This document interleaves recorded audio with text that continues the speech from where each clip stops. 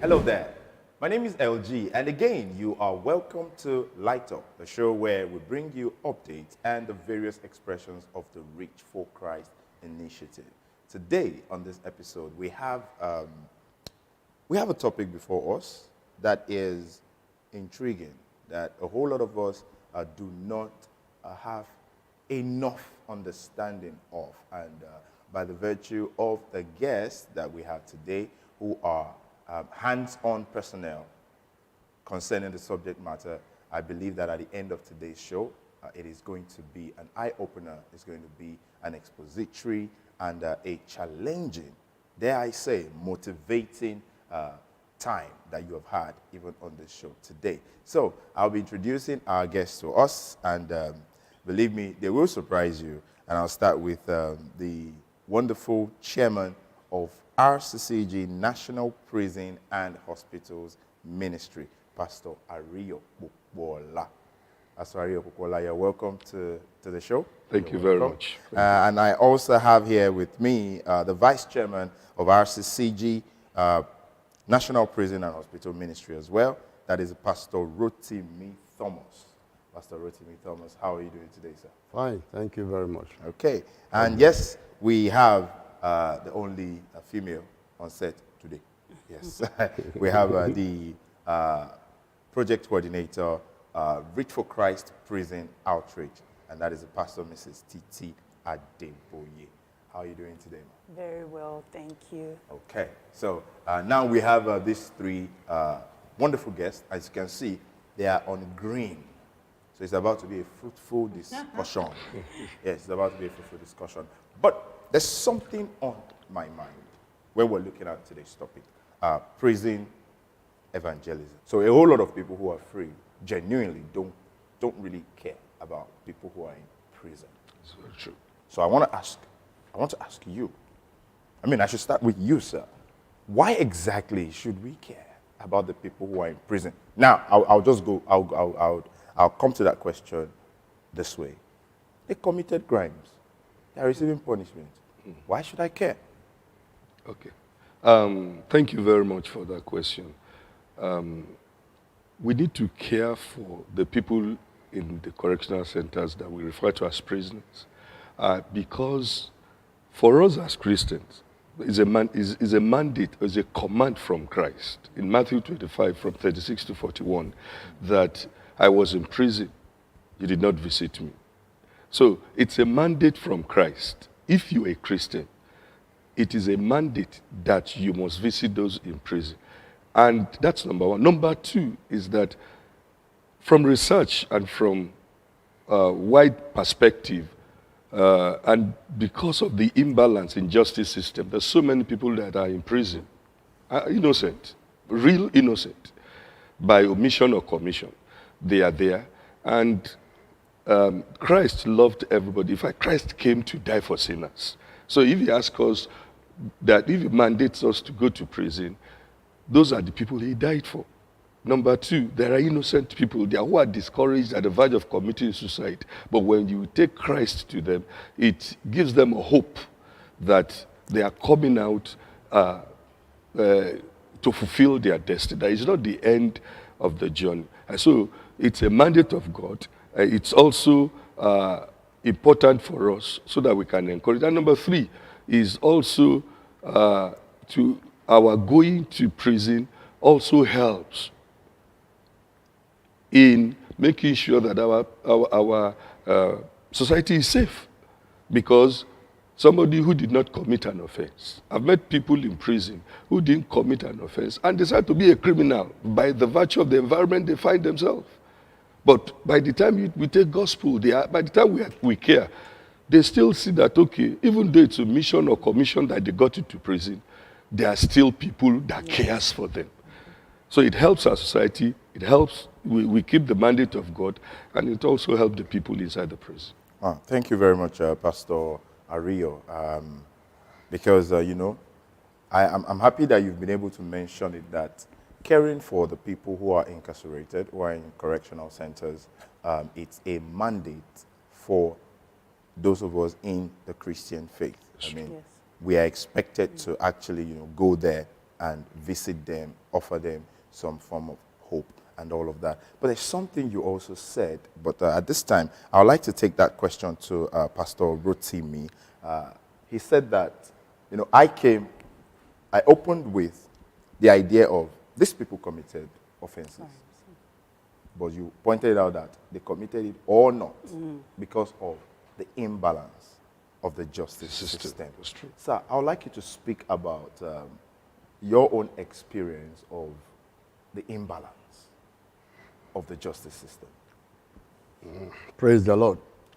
I'm not a legal practitioner. All right. So definitely I won't be able to delve into it much. But I have the opportunity of going to court. I have the opportunity of intervening with the inmates, the people that are awaiting trial, going to court, sitting in the court, listening to both sides of the equations. And most of the time, the person that is being involved will be saying, I didn't commit it. I didn't commit it. You see that some of them, after about 10 years, some will say 3 to 5 years awaiting trial. Even in a year, they won't take them to court. They will just be there languishing in the jail, in the prison. So those kind of cases makes you to see that a case that's supposed to last for 3 months, lasting 5 years. After the conviction, maybe the sentence is 3 years. The person has wasted 5 years of his life there. So it is our own duty to intervene. How do we intervene? We have some legal practitioners among us that offer pro bono cases free of charge. They will take it up for some of them that doesn't have the means. Like somebody that is sick on the road now. The family doesn't know he's there. He's not allowed to communicate with his family members. So we step in. Some of them will communicate with their family members. Some will take up the case. And at the end of everything, they will be released. Praise the Lord. Oh, man, I think it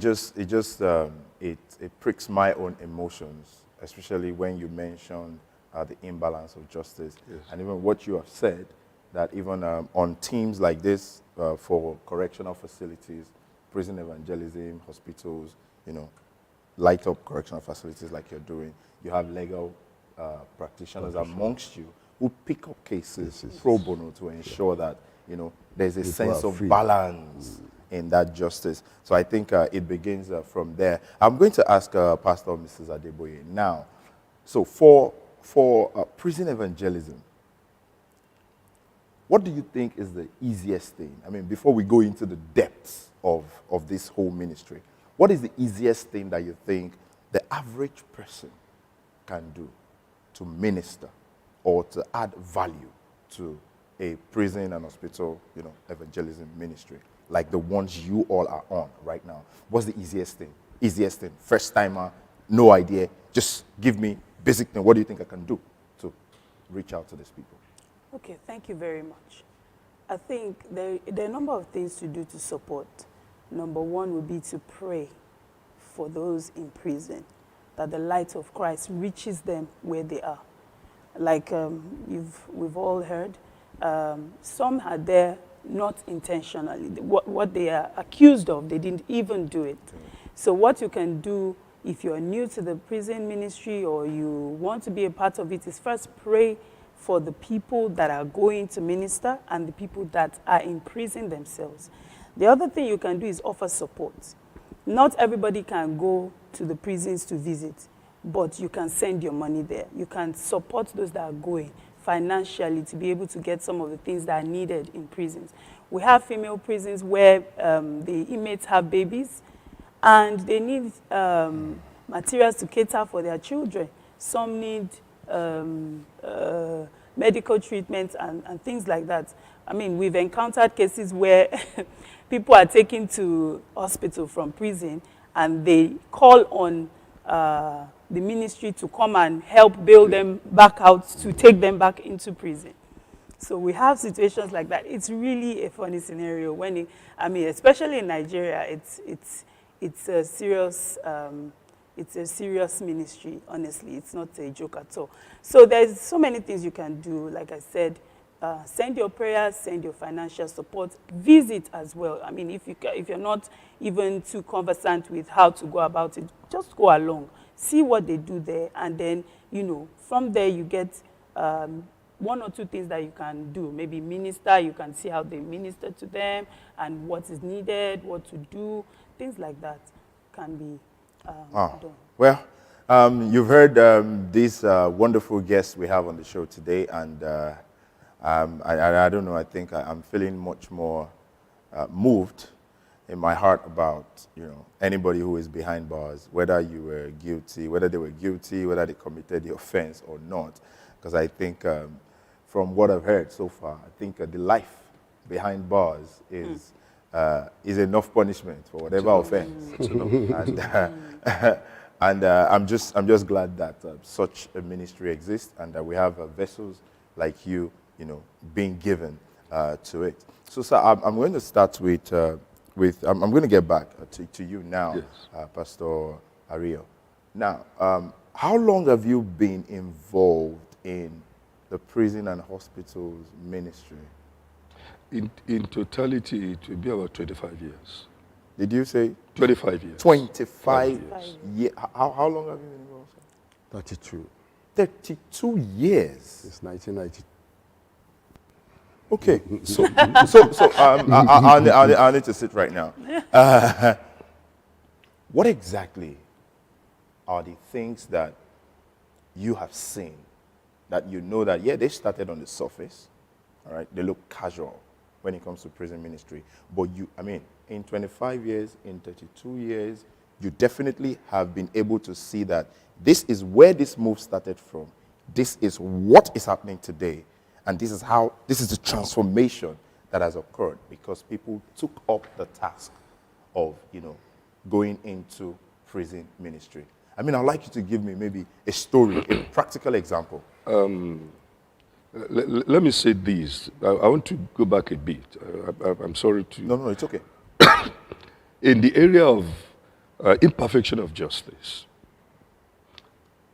the justice system in Nigeria, you don't get justice if you don't have money. Because there's so many people, like he said, we have lawyers who, you know, we had to take up cases of pro bono that we appeal to. So if you don't have money to get good judge, good lawyers, there's every tendency that you will not get good justice. We have cases of people. Let me give you an example. In 2003, no, in 1998, it was the military era. At the close of military era, when Obasanjo came in, President Obasanjo came in, the firearms tribunal, robbery and firearms tribunals were shut down for a conventional court. As at that time, I don't know what came up on the judge, when they have said this court should close down, a week after she gave a judgment, and she's a woman, she gave judgment in Lagos court. I was in court. A week after the closure of the tribunal. Of the tribunal court. Oh, yeah, in court. She gave a judgment and condemned those boys to death. Wow. We had to go back to court. Normally, if somebody is given a judgment like that, you have to go to appeal court. We didn't even go to appeal court. We just got a lawyer. I have a personal lawyer that gives us pro bono cases. And I told him that, look, this is the... He said, we don't need to worry. I said, we went back to high court, conventional high court, to challenge that judgment, that this judgment... It's wrong. Is wrong. It's wrong. This tribunal closes this date. A week later, this judgment is given, and these people are condemned to death. This is after the guys have spent 12 years awaiting trial. Now, we went back to high court, and after about 7 months, we were able to get a judgment that nullified the judgment of tribunal and send them back to awaiting trial for a retrial again after 12 years. If it is somebody who had money, he will have gone very far. Now, we now went back, which means if we did not take up that case, those boys could be executed. And unfortunately, it was one nonsense case, if I might say, permit me. It's not a case. So we had to go back to court to say, look, this tribunal is not supposed to be working now. And they agree with us. We now nullified it. When they nullified the judgment, they said they should take them back to trial. They didn't ask them to go. They should take them back to awaiting trial. Well, we now said, I'm a paralegal. I have an understanding of the law. So we sat again. The legal team stand again. I said, look, I can't allow these boys to stay under 5 years. So we now decided, okay, we went back to court again. These things cost money. We went back to court again and said, look, court, these people had been taken for 50 years. Now, we want to get a bail for them.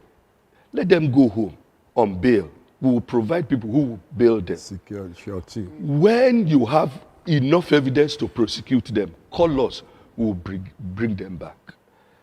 Ask me, in almost all our courts, the judges on an average day will have 50 cases to deal with. And in most cases, they will not even deal with 15 or 17.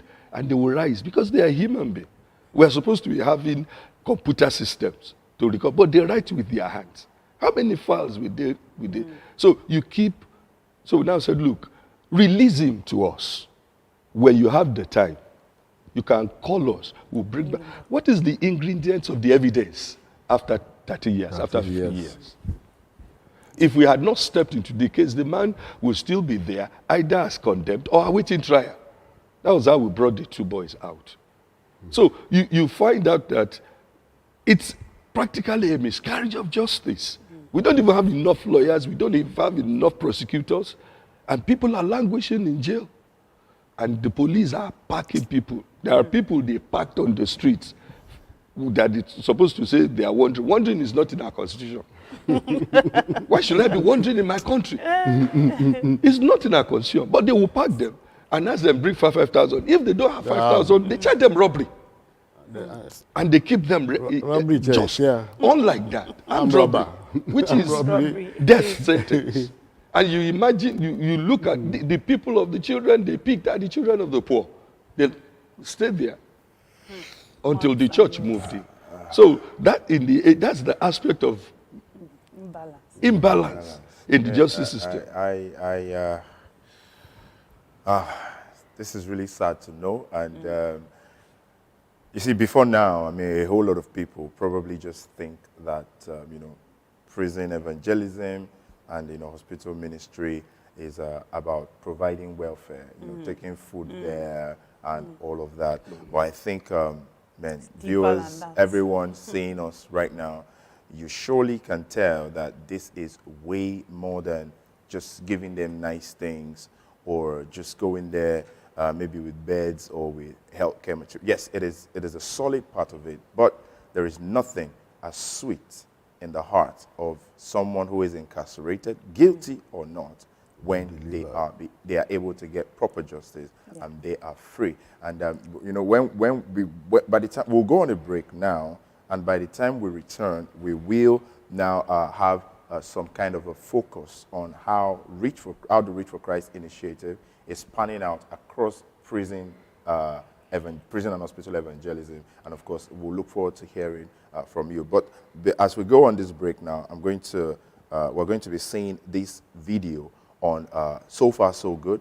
And then when we return from those videos, we're going to be hearing from these wonderful vessels of honor who are on the front lines of making sure that the Reach for Christ initiative touches as much prisons and hospitals as possible. Please stay tuned and don't go anywhere.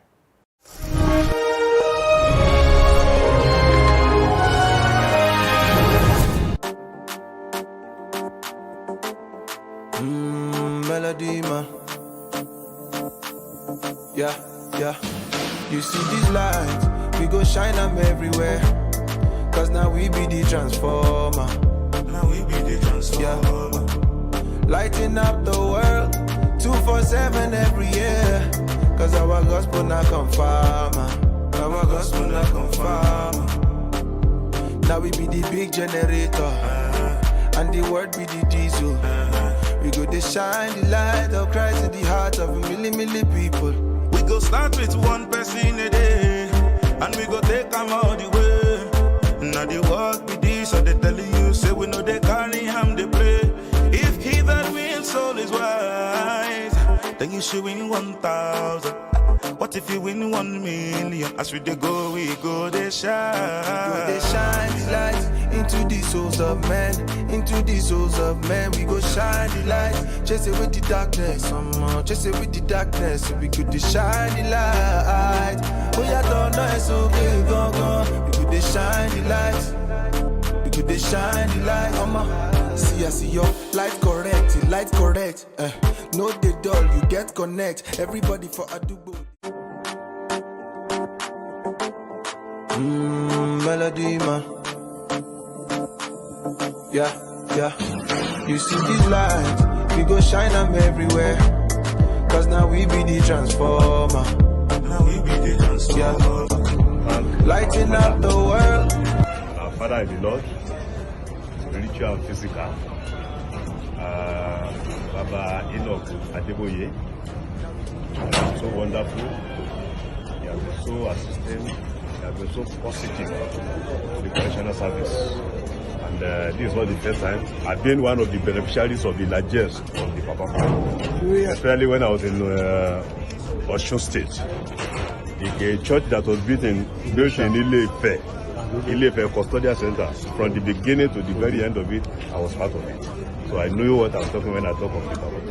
And I want to thank him.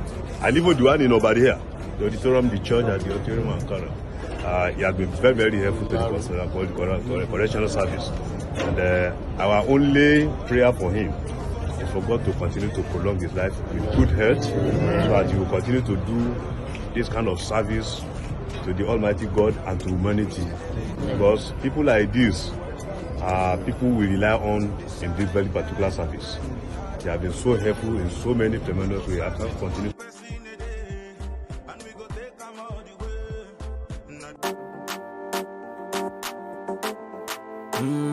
Melody man.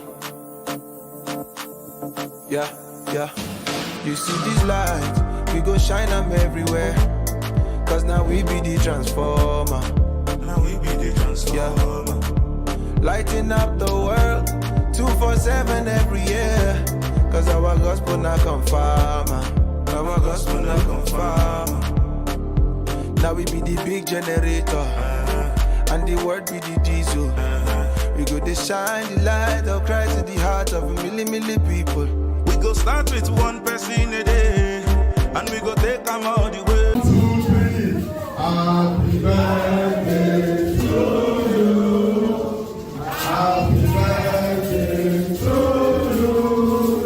Happy birthday, happy birthday, happy birthday to you. May God bless you. May God bless you. May God bless you, Lord. May God bless you. If you please, hooray! If you please, hooray! If you please, hooray! Congratulations, sir. We wish you many happy returns. We want you to live till you are 100 years and even beyond. To continue to bless us, bless this country. In Jesus' name. Amen.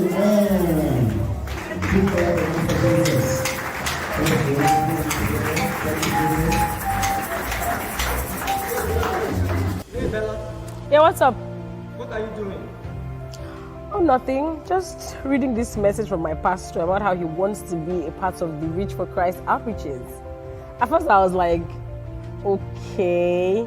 Then I remembered that Daddy Gio actually mentioned it when he was announcing the fast for 2022. During the 50 days of our fast, make sure you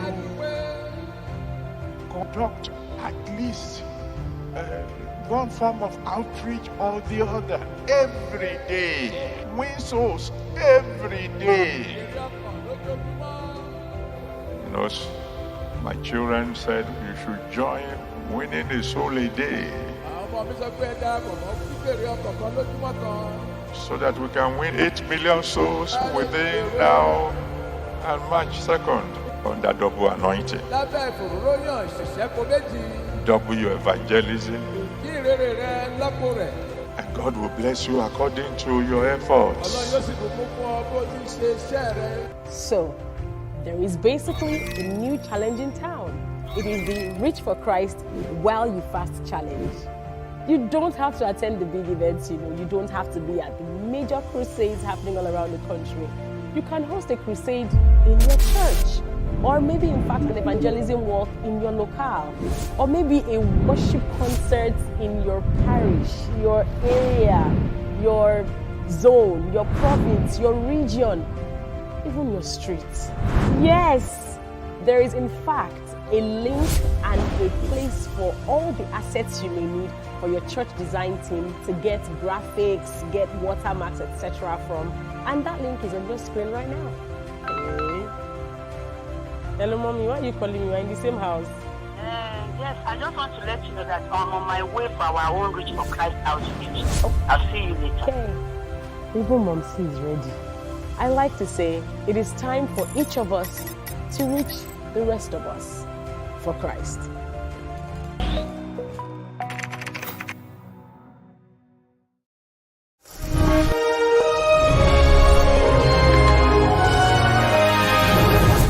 Yes, I'm sure as you can see on my face, I feel a little bit better because the information that I was getting from our wonderful guest was overwhelming. Yeah, I think Jesus saw this coming, and that was why he made it a mandate for us to make sure that we visit those that are in prison. Yeah, so please, we all need to stop assuming that, because they're in prison, they're guilty. There are more people who are not, guilty, as it were. There's a whole lot of imbalance in the justice system. There's miscarriage of justice. It could be anything, wrong identity, mistaken identity, and all sorts. Before we came back on this break, we were talking, and some other instances were being shared. And I know that if I get them to share this now, we're going to be passing more than one tissue around the house. But we're going to stay focused. And now I'm going to ask our guests again. I'm going to start with Pastor Ario again. So for Light Up Correctional Facilities, expression of the Reach for Christ initiative, what has been the story so far? Wow. It is amazing. It is amazing. The first thing you do when inmates understand that you want to visit them, the major thing is not the things you're bringing, is you visiting them. Oh.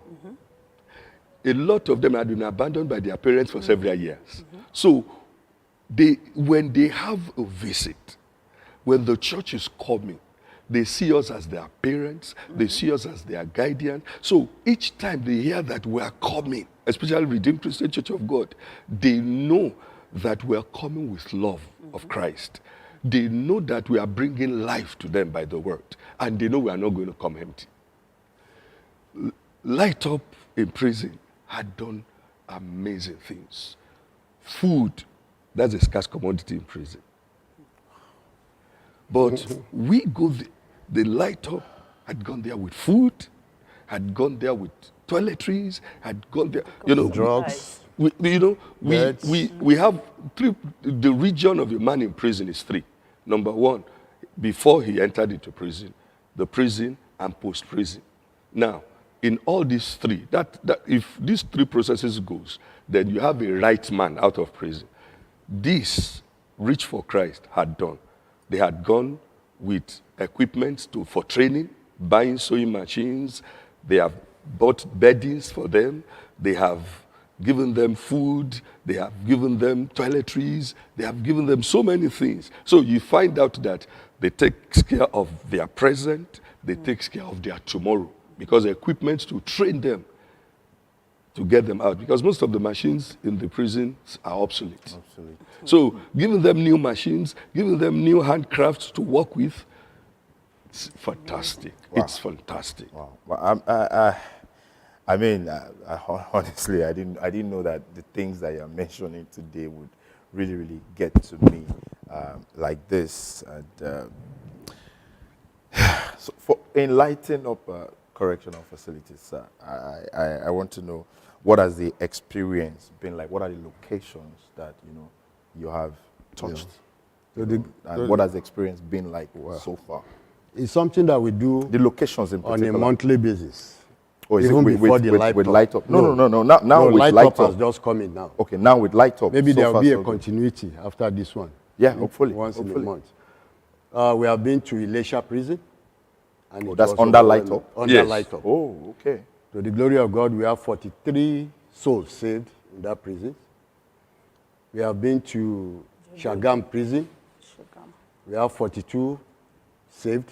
Oh. We have been to Ijebu Ode prison. We have 43 inmates giving their life to Christ. We have been to Ibarra prison in Abeokuta, a prison facility of less than 500 that have over 1,500 there. If you get there, everywhere is shook up. Sorry, hold on. Repeat that capacity and population. The again. capacity is around 300. And the population We have is 1,432 as at Saturday that we went there. Even as we are going to even go around freely, it's not easy. Then after that, we went to Bosta Home. Bosta Home is for teenagers. There are about 400 there. And we have 121 souls saved on that day. That's the last one we went. But as at yesterday, they went to Warri. Yes. So now they are going to Oguashuku today and Sapele. So from next week, tomorrow we are going to Ibadan, Oyo, and Ogbomosho. After that, next week, we now continue in the east. on and on and on like that. Till we reach 40 prisons. Okay, so I'm going to ask Pastor Mrs. Adeboye this. I mean, sir, you have said something. You said something that is solid that I would just like to emphasize. Whenever a prisoner, whenever someone who is incarcerated, who is behind bars, whenever they understand that someone is coming to visit them, it puts them, there's a Great joy. Great. There's a great joy Great that joy. they have because a lot of them have been abandoned. So Pastor Mrs. Adeboye, I want to ask, what do you think is the impact of this prison outreach on, on anyone who is in prison? I mean, assuming that we are all pursuing it and ensuring that, they get that visitation, just as Pastor Aria said. What do you think is the general impact now on the back of what Light Up is doing, with correctional facilities, with the Reach4Christ initiative? Thank you. So the impact, I think, is it has multiple effects. And it's something that lasts, it can have a lifetime effect as well. So for someone who, like you said, has been abandoned, you come and visit, the joy in the life of that person. For someone who wants to pursue a skill and you have given them the opportunity to be able to, have meaning for their life, it has a lifetime effect. For someone who, say, the juveniles that want to write examinations or just want to do other things with their life, and you've helped them to acquire skills. And besides, it's, the Reach4Christ, the prison outreach is not just an avenue for us to take welfare materials. We also have other initiatives, which is to do trainings, which we call Skill In, for those in the juvenile prisons. So even after this period that we are celebrating the Reach4Christ, we have plans to further our reach in terms of skill acquisitions. So for those that are interested and would want to support the initiative to take skills to the prisons.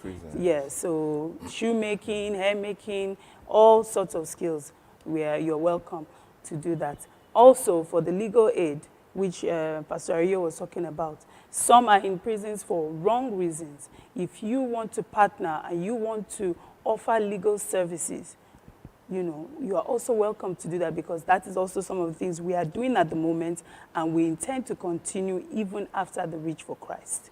And also to just help and see what we can do in the facilities we have across the country. For the, some facilities are really dilapidated. Some don't have beds to sleep on. A 300 capacity with exactly. 1,000, over 1,200 over 200 occupation. years old. Oh, no. No beddings, nothing. I mean, Yeah. thank you, Pastor Mrs. Adeboye. Thank you very much. And sir, I would really like to thank you for those statistics you mentioned about the souls that have been impacted, on the back of Light of Correctional Facilities with the Reach for Christ initiative. Now, I like to do this. It should not be all doom and gloom. Okay, so I would like to take a story, if not from the three of you, from at least maybe two or one of you.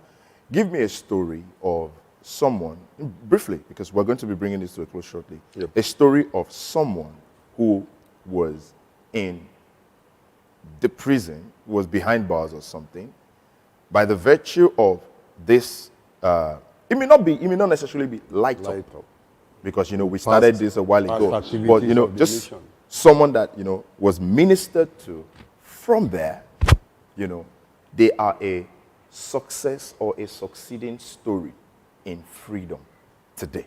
I mean, so that people can just know that, whatever effort you put in, there is the possibility of a success story coming out of every little thing that you support with. So please, who wants to share with us? Please.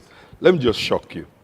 I don't think I can take any more shock right now. I'm not in the prison ministry by choice. I am in the prison ministry by call. During Abacha era, I was picked up for not doing anything. I was locked up in prison for 10 years. A decade of my life was spent in the prison. And I'm an accountant with Ministry of Defense before I was picked up. That was 1995. I gave my life to Christ inside prison. I am in Redeemed Christian Church of God today because of the responses of Redeemed Christian Church of God to my plight. Because I gave my life to Christ, I was discipled, I grew up to become the pastor in Kirikiri prison. I wish you come one day and see how we praise God. It is even better now. We have no, sir. I would rarely make such commitments on screen, but I've heard Daddy Gio mention Daddy Gio met me his experience in 2004. And I don't know, but I think this is by divine alignment. Yes. For me to hear this, yes, I can tell you that one of your visitations I'm going with. No, I would need to go. In 2004, Daddy Gio met me in prison. And that's a month after I left prison. Even though when I was picked up, my father got a senior advocate of Nigeria to handle my case. But Mrs. Abacha was interested in that case. There's no time I will have shared the case, but there's no time. But I spent a decade of my life. And, the day I attended University of Trinity, US, inside prison, and I took my Bible college from ordinary certificate to doctorate inside prison. The day I became a Joseph, because I gave my life to Christ. Today, by the special grace of God, I can call anybody. Of NGOs, the prison now is like half of what I went through. Because when I was picked up in June 1994, I was pushed into a cell that is meant for 33, but I was 152. And the way we sleep, then, you know how sardine is. When we sleep, the leg of the person that sleeps beside me, the legs will be on my neck. My own leg will be on his neck. And somebody will be standing at the back, at this back, and pull you so that another person can get. They call it fegbesu. You don't know the luxury of freedom when you're on your bed and you are flapping your legs like this. You are kicking. You are doing like bulldozer when you are sleeping. It's a luxury to sleep on the bed. And that is the way I slept for 22 months before I was moved to Kirikiri. I sold my life. When I left in 2004, my pastor, Pastor Ney Ajibola, was to travel abroad. He shelved it. NTA was called. Oh, so many churches came, lined up. They blocked the whole. They said they want to welcome a man of God. I looked at it. They showed me love inside. They showed me love outside.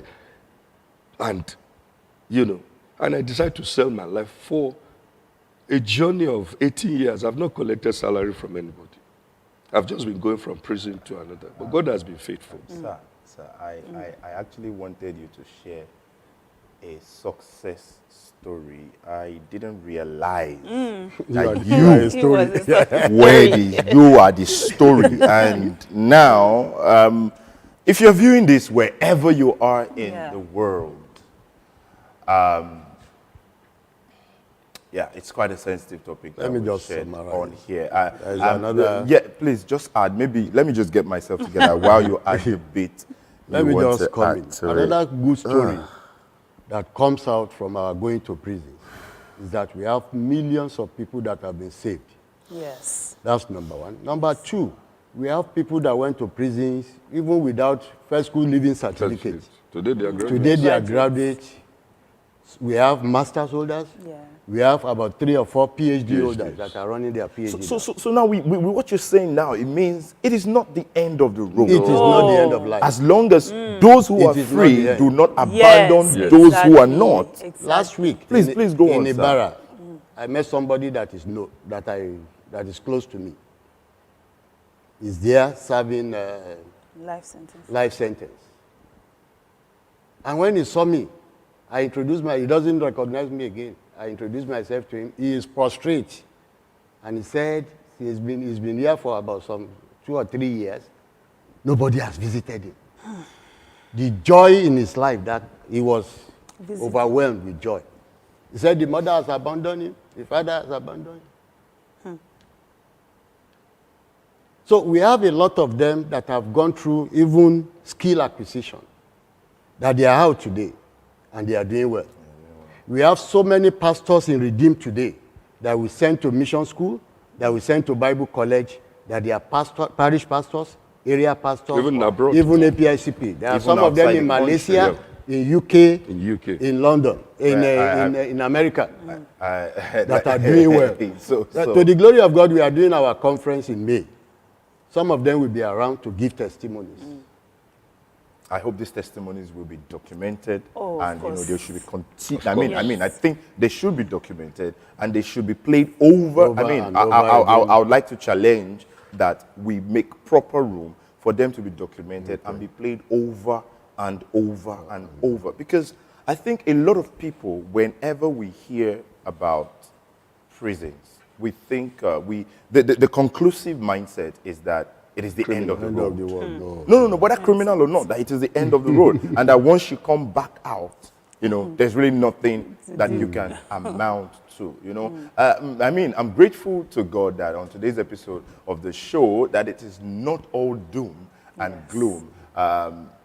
You have been able to share beautiful instances with us, people who were caught, who were picked up and they went to prison without any degree. Today, some of them are graduates, some of them are, they have masters, some of them are in ministry. They are out and doing well. And then we have a living, active, paying it forward testimony, here with us. And, these stories are emotional, but believe me, they are also objective. And I think they should be motivational for every one of us to understand that in obedience to the commandment of Jesus Christ, that I was in prison, you should visit me, and that we all should pay more attention. And thank God for the Reach for Christ initiative with the Light Up Correctional Facilities expression of it, that we see that this work is going on. This work would not stop. This show will continue to go on. This episode may stop, but as we go now, we're going to leave you in with a video of the correctional facilities visit, Light Up visit that is going on. And I strongly believe that a flame would be ignited in your heart to pray for and to endeavor to visit and show love to everyone who is behind bars, even as you join in with the Light Up Correctional Facilities of the Reach for Christ initiative. Again, my name is LG. I look forward to having you join us on the next episode. Please enjoy the rest of your day, even as you enjoy these videos.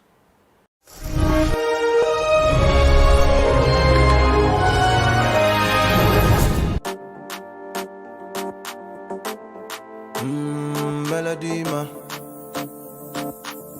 Yeah. You see these lights, we go shine them everywhere. Cause now we be the transformer. Yeah. Lighting up the world 247 every year. Cause our gospel not confirm. Our gospel not confirm. Now we be the big generator. And the word be the diesel. We go to shine the light of Christ in the heart of a million people. We go start with one person a day, and we go take them all the way. Now the work be this, so they tell you, say we know they carry him, they play. If he that wins soul is wise, then you should win 1,000.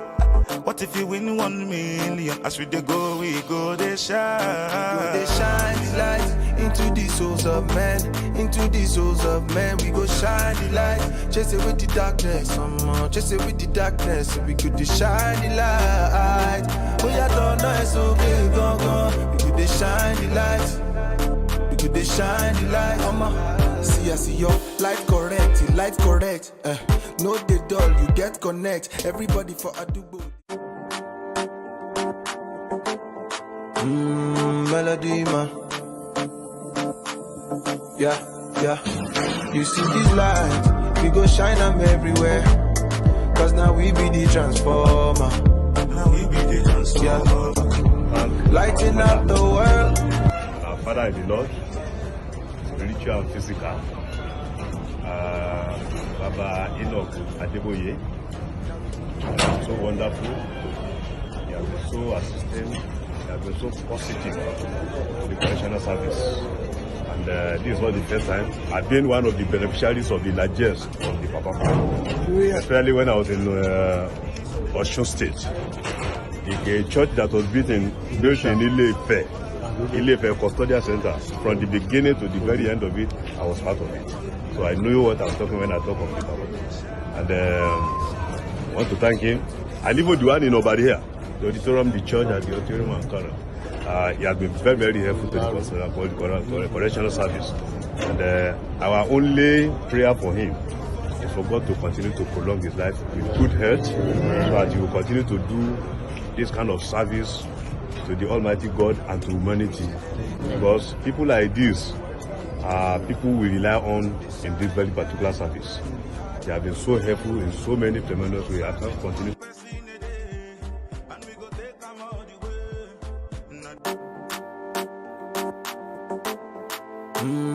Melody, man. Yeah. You see these lights, we go shine them everywhere. Cause now we be the transformer. Yeah. Lighting up the world 247 every year. Cause our gospel not confirm. Our gospel not confirm. Now we be the big generator. And the word be the diesel. We go to shine the light of Christ in the heart of a million people. We go start with one person a day, and we go take them all the way. 1, 2, 3. Happy birthday to you. Happy birthday to you. Happy birthday, happy birthday, happy birthday to you. And may God bless you.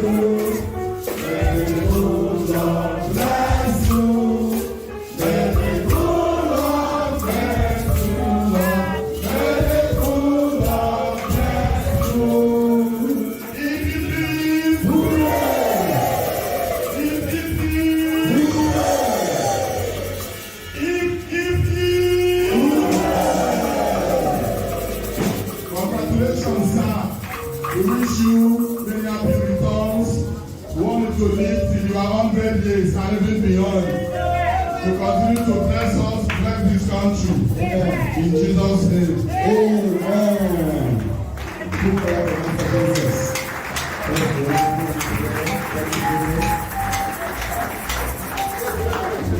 How beautiful are the mountains at the feet of those who bring good news, who proclaim peace, who bring good tidings, and proclaim salvation. How beautiful are the hands, the feet, the voices, and the hearts of all those who reach out for Christ all over the continent. Let's shine the light as we prepare the way for the soon coming King at the 80 Hours Marathon Messiah's Praise from the 28th of February to the 3rd of March 2022.